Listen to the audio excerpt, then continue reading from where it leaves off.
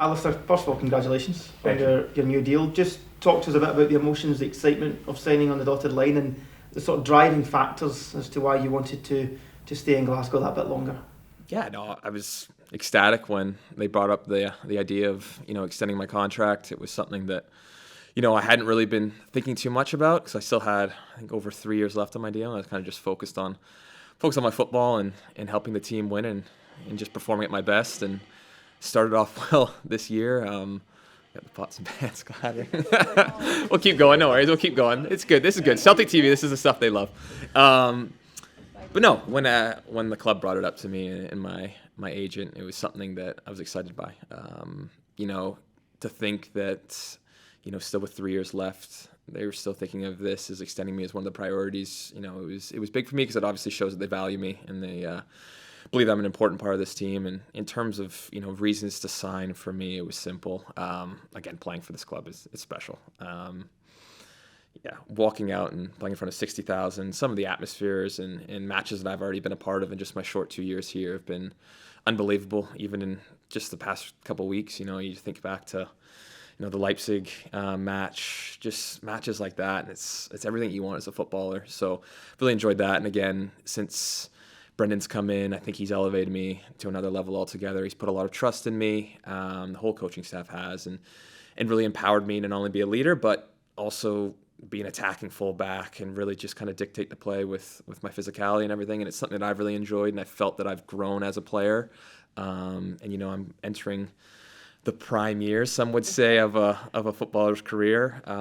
So no, it's exactly where I want to be to have my prime years and continue to grow and see what I can become. In terms of that growth, to what extent for you is there something special brewing here? You mentioned what Brendan has done to just lift everything, it seems, around the club.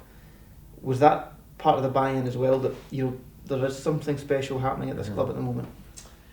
Yeah, again, I've only been here 2 years, and since I walked in the door, it felt pretty special. We walked right into pretty much a treble-winning side. So instantly when I walked in, I realized, okay, we've got a really talented group here, and obviously things have changed. Management, some players have left, some players have come in, and I think now in the second year under Brendan, we're really kind of understanding exactly what he wants. I think you can see that we've hit stride, and we're in a really good place mentally and physically, myself included. So I've really enjoyed this year in terms of playing with Nick on the right wing. I think that we've built a really good connection. I've always loved playing beside CCV and whoever it is there whenever he's out with his multitude of injuries, the old man.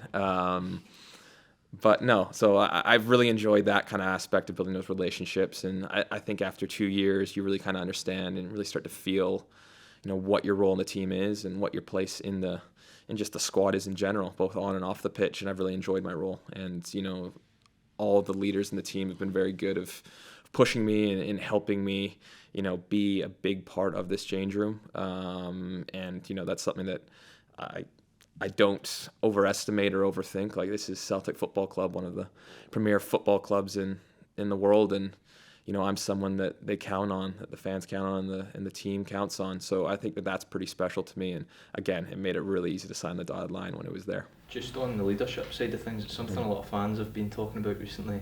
Do you see yourself as a future captain of Celtic? That's not a decision for me to make. We've got a great leader in Cal, thankfully, and he might still have longer than me on his contract now, even after I've signed my new deal.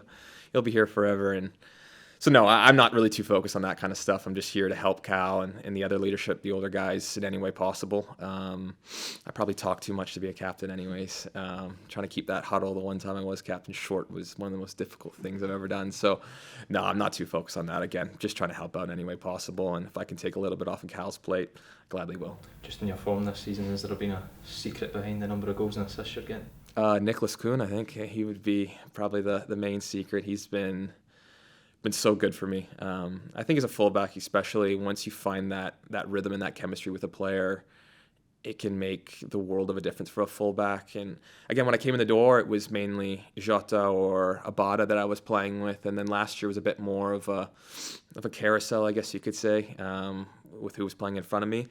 And as a fullback, I take a lot of responsibility in that, is that I want to get my winger going. And I think that I potentially struggled a little bit with that.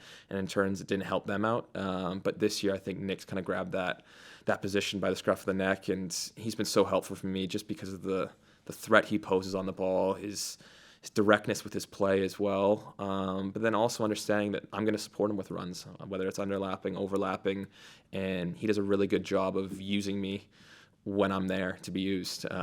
So I think that's been a relationship that's been, drilled through. And now that we've played for nearly a year together, I think that we're really kind of hitting stride. So I think that's been like the main recipe for success for me. Well, what would you say is your next target of developing as a player, or person, whatever, just to keep improving? Do you do that? Do you kind of focus on one thing that I'm going to kind of focus on this, get better at this? Yeah, I mean, every year I put out some self goals to myself with what I want to improve on, and talking to the coaching staff, we kind of pick an area that they think that I can work on, and not only with the club but also my national team, what they think I can do better.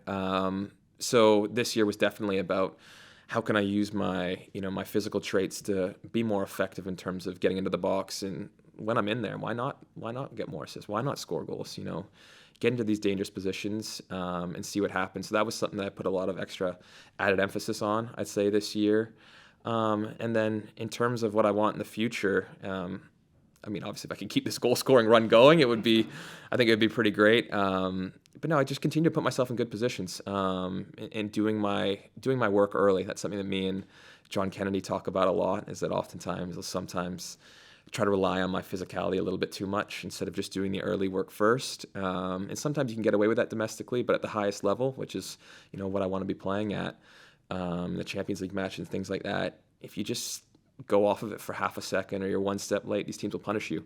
So that's been something that, we've really been focusing on and making sure. And he's very quick to point out in videos when he thinks I'm coasting or I'm, not respecting the opponent to the fullest. So no, that's something that's kind of my next step. And when I do that, then it means that I'm playing with, 100% focus, 100% intensity in every match.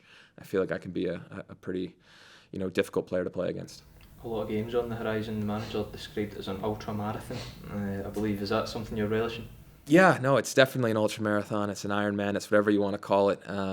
But we have the squad that's deep enough and is built with this in mind. The whole plan was, when you play for this club, is that you're going to be competing on all fronts, whether it's in Europe, domestically, our domestic cup competitions as well. Every single trophy that we enter, every single tournament, we're expected to win domestically and go far in Europe. And again, it's been a great start so far in Champions League. But with that, ideally will come more matches. Obviously the league phase is 8 instead of 6 from last year, and ideally we managed to get out of the group, the league phase, and that'll add more matches, more massive matches here at Celtic Park as well, which is something that we relish. So again, it's one of those ones, it's really about play, recover, and getting into that rhythm. I think it'll be nice now that there won't be an international window for a couple months, so it'll really let us kind of get into a rhythm of just being here at the club. It's been so stop-start this first couple months with the 3 international windows. So I think that this is a great opportunity for us to really just get into that rhythm and go strong through this Christmas period, because you're right, it gets really bunged up with fixtures and you need your whole squad in fine form to be able to get through it.